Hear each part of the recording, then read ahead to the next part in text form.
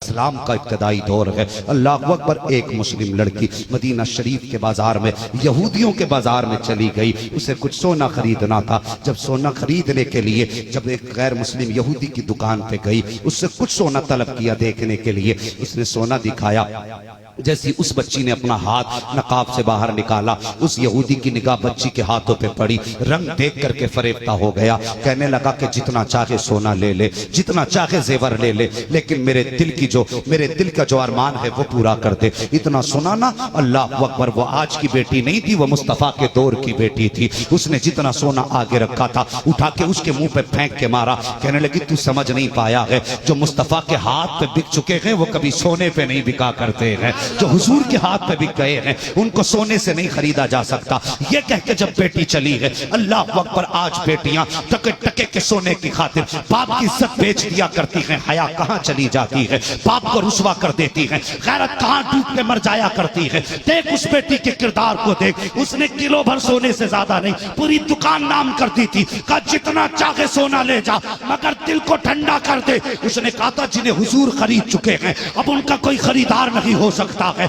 ये कह के दुकान से बाहर निकली। जैसी बाहर निकली है, यहूदी आगे बड़ा, हाथ पकड़ा, झटका देकर दुकान में खींचना चाहा। आखिर बेटी थी, क्या कर पाती। औरत साथ थी, ताकत उतनी न थी, लेकिन सीने से आवाज निकली, एक सदा थी। है कोई इस बाजार में कोई गैरतदार मुसलमान जो अपनी बहन की आबरू बचा सके? और बहन की आबरू को लूटने वालों, किसी की बेटी को घर से अगवा करके ले जाकर के शान की जिंदगी गुजारने वालों, तुम्हें तो डूब के मर जाना चाहिए। तुमने दूसरे के बाप को शर्म से झुकाया है, उसके सर को तुमने गैरत की वजह से नीचा कर दिया है। तुम्हें क्या लगता है हौज़े कौसर का जाम मिलेगा अगर तुम किसी बेटी के बाप को रुसवा करोगे? तो याद रखना, फातिमा के बाबा की शफाअत तुम्हें नसीब नहीं हो सकती। नारे तकबीर, नारे रिसालत। हाँ, जो लेके जा रहे हैं सुभान अल्लाह, सुभान अल्लाह वाले हैं, जिनके साथ बेटियां जा रही हैं उनके भी तो सरों पे टोपियां हैं, वो भी तो गोश्त खाने वाले हैं। अगर ये जुल्म गैरों ने किया होता तो शायद इतनी तकलीफ ना होती, मगर ये जुल्म हमारे अपनों ने किया, हमारे अपनों ने किया। वरना ये कौम तो वो कौम थी, खुदा की कसम, जो दूसरों की बेटियों की इज्जतों की हिफाजत किया करती थी। मैं वो चिराग था जो आंधियों में जलता रहा, मेरे ही घर की हवा ने बुझा दिया है मुझे। हाँ, मेरे ही घर की हवा ने बुझा दिया है मुझे। उसने कहा है कोई हुजूर का कलमा पढ़ने वाला जो बहन की इज्जत बचाए? अल्लाह अकबर। आज इज्जतें लुटती रहती है, कानों कान सबको खबर होती है किसकी बेटी कहाँ जा रही है, और महफिलों में बैठ करके तुम ठट्टे उड़ाया करते हो। खुदारा कल तेरी बेटी जब घर छोड़ के जाएगी तब तुझे पता चलेगा बाप की जिल्लत का दर्द क्या होता है। हाँ, तब पता चलेगा बाप की जिल्लत का दर्द और रुसवाई का एहसास कितना बड़ा बोझ होता है एक बाप के लिए। उसने एक आवाज दी, है कोई हुजूर का कलमा पढ़ने वाला जो इस बहन की आबरू बचाए? तो सुन, ये बाजार यहूदियों का, बस्ती पूरा मोहल्ला दुश्मनों का था। एक कलमा पढ़ने वाला सब्जी खरीद रहा था, उसने थैला वहीं छोड़ा, तलवार संभाली, उधर चला जिधर से आवाज आई थी। अल्लाह अकबर। ये थे ईमान वाले, ये थे ईमान वाले। आज बुज़दिल क्यों पैदा हो रहे हैं? उसकी वजह सिर्फ ये है कि नजरें महफूज नहीं है। हाँ, सिर्फ इसलिए कि नजरें महफूज नहीं है। उसने तलवार संभाली, उधर गया जिधर से आवाज आ रही थी। जब उस तरफ गया तो क्या देखा, यहूदी ने बच्ची का हाथ पकड़ा हुआ है। इसने जाकर तलवार के दस्ते से यहूदी के हाथ पे जो वार किया तो दर्द से उसने हाथ छोड़ा। उसने बेटी का हाथ पकड़ा, कमर के पीछे कर लिया। उसने कहा तुम्हें क्या लगता है इतनी आसानी से मोहम्मद के शहर में उन्हीं के कलमा पढ़ने वाली की तुम इज्जत लूट सकते हो? उसने कहा जब तक ये भाई मौजूद है कोई मेरी बहन की तरफ आंख भी उठा के नहीं देख सकता है। मैं पूछना चाहता हूं कौन सा रिश्ता था इस भाई का? क्या इसके खानदान की बेटी थी? क्या इसके बाप दादा से रिश्ता था? नहीं, ये रहने वाली कहां की, वो रहने वाला कहां था? लेकिन बात मुस्तफा के नाम की आ गई थी, बात बेटी की आबरू की आ गई थी। सारे रिश्ते नाते एक तरफ, बेटी की इज्जत का रिश्ता एक तरफ था। उसने बेटी को पीछे किया। उसने कहा जब तक कि भाई मौजूद है किसी में हिम्मत नहीं है जो इसकी आबरू की तरफ निगाह उठा के देख सके। अल्लाह अकबर। फिर क्या था?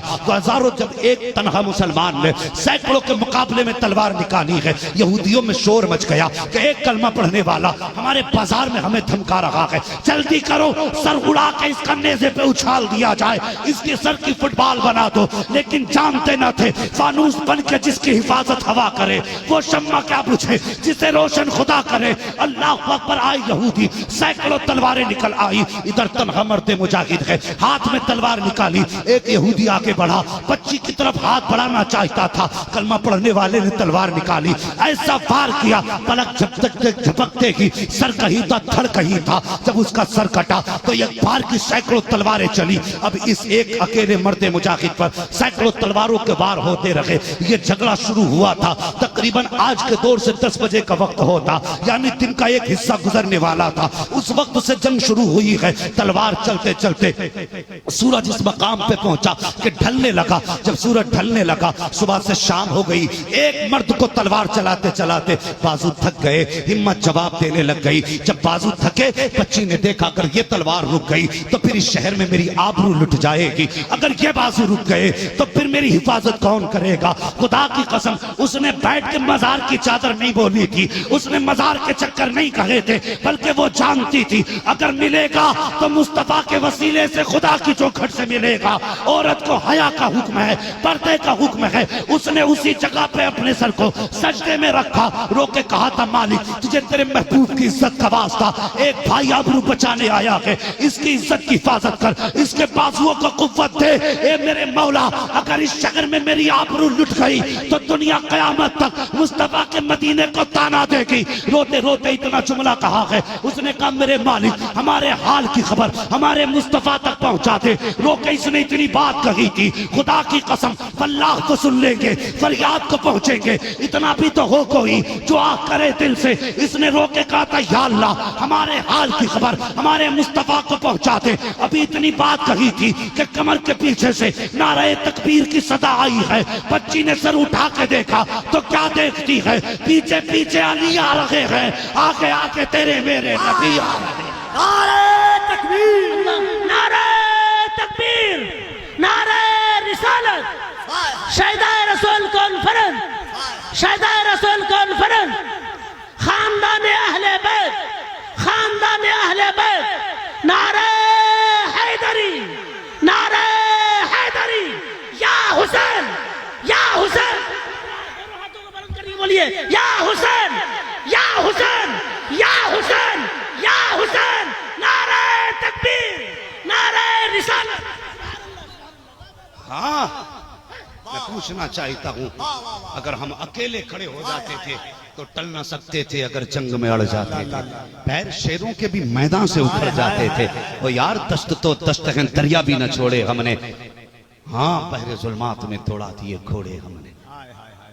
हाँ, आज हमारी नजरों में इंसाफ नहीं रहा। खुदा के वास्ते किसी की बेटी को घर से लेके न जा, किसी के बाप के 18 साल की मेहनत में पानी न फेर। अगर शैतान बहकाए तो तुझे शैतान की तरफ नहीं जाना, तुझे तो रहमान की तरफ जाना है, तुझे अपने खुदा की तरफ जाना है। अगर चाहते हो अल्लाह तुम्हारी बेटियों को इज्जतें दे तो दूसरे की बेटियों की इज्जत किया करो। हाँ, दूसरे की बेटियों की इज्जत किया करो। खुदारा उन कदमों पे न चलो जो कौम को तबाही की तरफ ले जाए, उन रास्तों पे न जाओ जो हमारी नस्ल को बर्बाद कर दे। हाँ, बेटियों की इज्जत करो। मेरे हुजूर ने सिखाया, हातिम ताई की पोती लाई गई, हुजूर ने चादर दे दी। किसी ने कहा हुजूर दुश्मन की बेटी है, चादर दे रहे हैं। मेरे हुजूर ने फरमाया चुप हो जा, बेटी बेटी होती है, चाहे काफिर की बेटी हो चाहे मुसलमान की बेटी हो। हाँ, ये हमारा इस्लाम है। और आज कलमा पढ़ने वाला बड़ी हंसी के दूसरे की बेटियों की महफिलों में बातें बताता है। शर्म आनी चाहिए, हया आना चाहिए। अल्लाह उस वक्त तक तुझे मौत नहीं देगा जब तक तेरी बेटी को तेरे सामने इसी तरह रुसवा तुझे न कर देगा जैसे तूने दूसरी की बेटी को रुसवा किया। उसके यहां देर है अंधेर नहीं। वो छूट तो दे सकता है लेकिन छोड़ नहीं सकता। ये याद रखना, बेटियों की इज्जत किया करो, किसी की बेटी की इज्जत को न उछालो।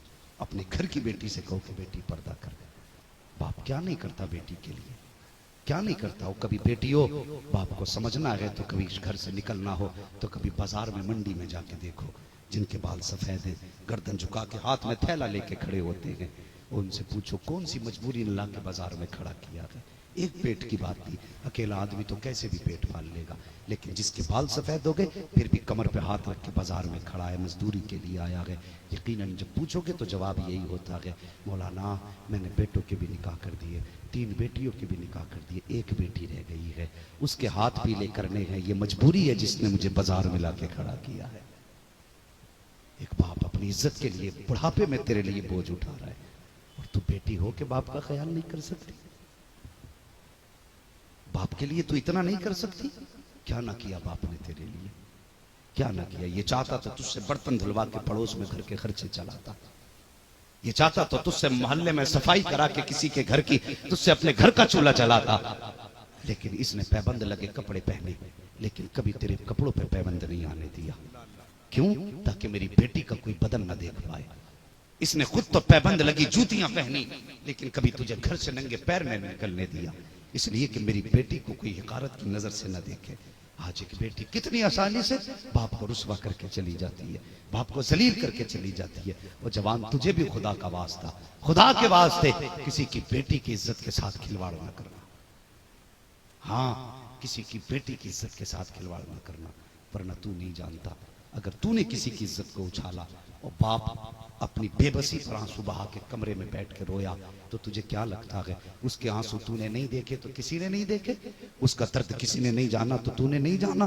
खुदा की कसम अगर वो अंदर बैठ के रोया, आंख में आंसू आए, किसी को खबर हो ना हो, मदीने वाले मुस्तफा को खबर हो जाती है, हुजूर को खबर हो जाती है। करेंगे ना इंशाअल्लाह घरों में पर्दे को लाजिम, बोले इंशाअल्लाह। वरना अगर बेटियां हद में नहीं तो कितने जलसों में आकर बैठो, कुछ नहीं होने वाला।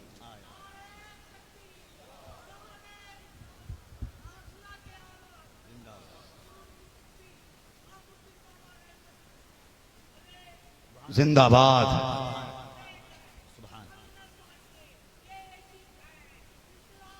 जिंदा होता है हर करबला के बाद। वाह वाह, हाँ खुद ही को कर बुलंद इतना कि हर तकदीर से पहले खुदा बंदे से खुद पूछे, बता तेरी रजा क्या है।